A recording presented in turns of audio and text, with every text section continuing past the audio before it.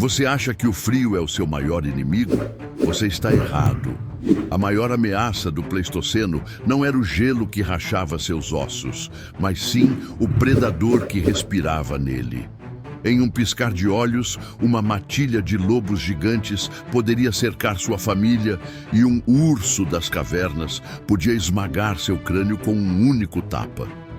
Esta não é uma história de coragem, é um cálculo de risco. Hoje vamos detalhar a estratégia brutal e cientificamente precisa que transformou o Homo sapiens na única espécie a vencer o inverno eterno, provando a sobrevivência não é sorte, é tecnologia. Enquanto você reclama do ar-condicionado, lembre-se, seus ancestrais, com sorte, chegariam aos 30 anos. A expectativa de vida era uma função direta da sua capacidade de evitar ser rasgado ao meio por um Smilodon ou congelar até a morte. Eles não tinham hospitais, nem aquecimento, nem mesmo o conceito de segurança. A cada nascer do sol, a vida era uma auditoria cruel. Você tinha o que era preciso para sobreviver mais um dia. É essa engenhosidade sombria, forjada sob a pressão da extinção, que nos permitiu estar aqui. Se você valoriza a história não filtrada, aquela que mostra o preço real da humanidade, deixe seu like e inscreva-se. Estamos desenterrando a verdade mais fria sobre a nossa espécie. Estamos na glaciação do Würm, entre 70 mil e 10 mil anos atrás, o auge do Pleistoceno superior. Imagine a Europa, uma tundra vasta, árida, cortada por geleiras imponentes.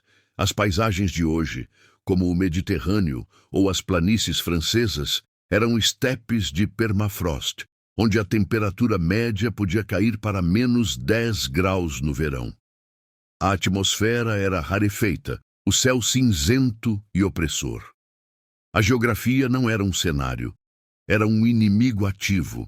Esta era a terra da megafauna, mamutes lanosos, rinocerontes lanosos, renas em migrações que cobriam o horizonte e, mais importante para o nosso foco, predadores de topo de cadeia alimentar de uma ferocidade que o mundo moderno jamais verá. Os protagonistas são pequenos grupos de Homo sapiens, nômades, em bandos de talvez 20 a 50 indivíduos. Eles eram estranhos na paisagem, recém-chegados da África, competindo com os neandertais, que já estavam adaptados ao frio. Nossos ancestrais, fisicamente mais gráceis, dependiam inteiramente da inteligência cognitiva e da colaboração social para equilibrar a balança. Eles não eram os mais fortes, eram os mais adaptáveis. Cada movimento, cada som, cada sombra no horizonte era uma leitura de risco. Eles viviam em subserviência total à natureza, esperando por uma brecha, um momento de fraqueza no reino animal para roubar o que precisavam. A questão não era se você encontraria um predador. A questão era, quando você encontrasse um urso das cavernas de 1 tonelada, o que você faria com apenas uma lasca de pedra e a inteligência para usá-la? A resposta está nas estratégias que garantiram a nossa existência. O multiplicador de força, transformando um braço em catapulta. O confronto direto com a megafauna era um suicídio matemático. Um rinoceronte lanoso poderia atingir 45 quilômetros por hora. Um urso das cavernas tinha o dobro da massa de um urso polar. A lança de arremesso, ou haste de madeira pontiaguda, exigia uma aproximação perigosamente próxima. O Homo sapiens precisava de alcance, velocidade e poder de penetração. A solução foi o atlatl, ou propulsor de dardos, uma arma composta, um dardo leve e flexível, acoplado a um bastão de madeira com um gancho. O princípio é a alavancagem. O atlatl efetivamente alonga o braço do caçador, aumentando o raio do arco de arremesso. Isso se traduz em um aumento de 60% na velocidade e uma duplicação na energia cinética. O movimento não era um arremesso de lança, mas um golpe rápido e chicoteado, liberando o dardo com força concentrada o suficiente para penetrar a couraça de pele e gordura de um mamute a 30 metros de distância. A precisão exigia anos de treinamento e uma compreensão intuitiva da balística. Se o Atlatl falhasse, o caçador estava a curta distância, vulnerável e desarmado. O predador ferido era exponencialmente mais perigoso. O preço do fracasso era uma morte rápida e brutal por laceração ou esmagamento. O Atlatl não foi uma arma, foi uma declaração. A mente humana controlaria a física da caça. O ponto fraco do forte, psicologia aplicada a toneladas. Individualmente, o Homo sapiens não era páreo. A força não funcionaria. A resposta estava no conceito mais revolucionário que a espécie já desenvolveu: o planejamento social avançado. A caça à megafauna era uma operação militar de múltiplas fases, documentada em sítios como Solutré. Fase 1. Reconhecimento silencioso. Batedores mapeavam rotas de migração e analisavam o estado de saúde do animal. Fase 2. A armadilha natural. O grupo, dividido em bate-pés, que direcionavam o animal com gritos e fogo, e matadores, posicionados na área de abate, trabalhava em sincronia.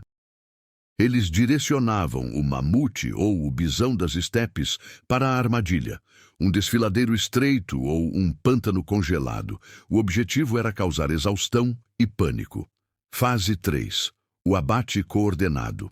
Uma vez que o animal estivesse imóvel ou em pânico, ele era atacado com dezenas de lanças e atlatls para causar sangramento lento e choque. O fracasso aqui era catastrófico. O pânico de um único indivíduo podia quebrar a formação, resultando no grupo inteiro sendo atropelado ou esmagado pela debandada. A perda de um único membro era uma catástrofe genética e social. O maior predador do Pleistoceno não tinha garras, ele tinha um plano. A brasa perpétua, carregando um sol portátil. O fogo não era apenas calor, era o divisor de águas entre a criatura e o civilizado. O desafio não era acender o fogo, mas sim conservá-lo e usá-lo estrategicamente. O foco primário era a conservação da brasa. Eles usavam fungos de árvores secos, fomes fomentários, que ardiam lentamente e podiam manter uma brasa por horas ou dias. A brasa era envolta em camadas de casca de bétula e transportada em recipientes de chifre. Isto significava que a comunidade tinha um sol portátil. O fogo era uma arma psicofísica contra predadores. À noite, a fogueira criava uma barreira de luz circular, mantendo os lobos e felinos dente de sabre na escuridão. Em uma emboscada, tochas eram usadas para assustar grandes animais, forçando-os a mudar de direção ou recuar. Se o fogo se apagasse e a brasa fosse perdida, a comunidade entrava em um pânico frio. A noite glacial sem fogo significava que o grupo não tinha defesa contra a escuridão. A morte por exposição era quase garantida. A chama do Pleistoceno não era um presente divino, era a única coisa que separava o homem do seu prato. A casa de ossos, vestindo o inverno. A hipotermia era um assassino constante. A chave não era apenas aquecer, mas sim isolar-se da umidade e do vento. Os caçadores-coletores desenvolveram a costura avançada, agulhas de osso e tendão como linha, para criar roupas de várias camadas. O segredo era a camada de ar. Usavam peles internas, com o pelo para dentro, e externas mais resistentes, com o pelo para fora, como barreira contra o vento e a neve. Para abrigo na tundra aberta, eles construíram casas com ossos de mamute, como visto em Mezirish, Ucrânia. Os grandes ossos forneciam a estrutura robusta e as peles vedavam. O interior, aquecido por uma fogueira central, criava um microclima de sobrevivência. Uma rachadura na pele, um par de botas molhado ou uma parede mal vedada transformava o lar em uma câmara frigorífica. A umidade era o inimigo silencioso. O fracasso resultava em dedos e orelhas congelados, perdidos para a gangrena, e a morte por exaustão térmica. O Homo sapiens não lutou contra o frio. Ele o usou como material de construção. A caça ao colesterol, a busca desesperada por caloria-dieta na idade do gelo era implacavelmente carnívora. Para sobreviver, o corpo humano precisava de combustível denso, e o nutriente mais importante era a gordura, o ouro branco do Pleistoceno. A estratégia alimentar era focada em eficiência calórica. A gordura fornecia o dobro de calorias por grama e protegia o corpo da fome de coelho, intoxicação por proteína magra. Eles cozinhavam e esmagavam os ossos para extrair o tutano, que era virtualmente gordura pura e um superalimento.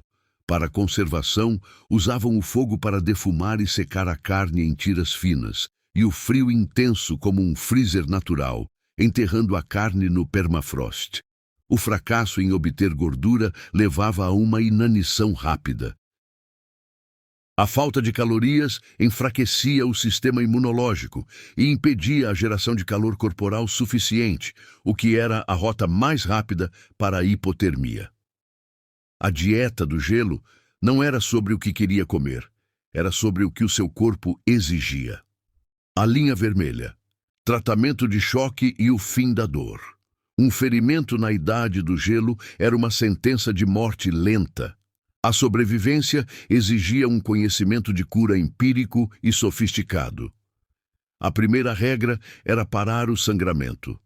Eles usavam cauterização, brasa, ou aplicavam musgos adstringentes.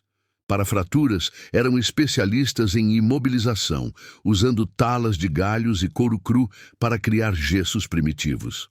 A farmacopeia da caverna era a chave. O salgueiro, precursor da aspirina, era usado como analgésico.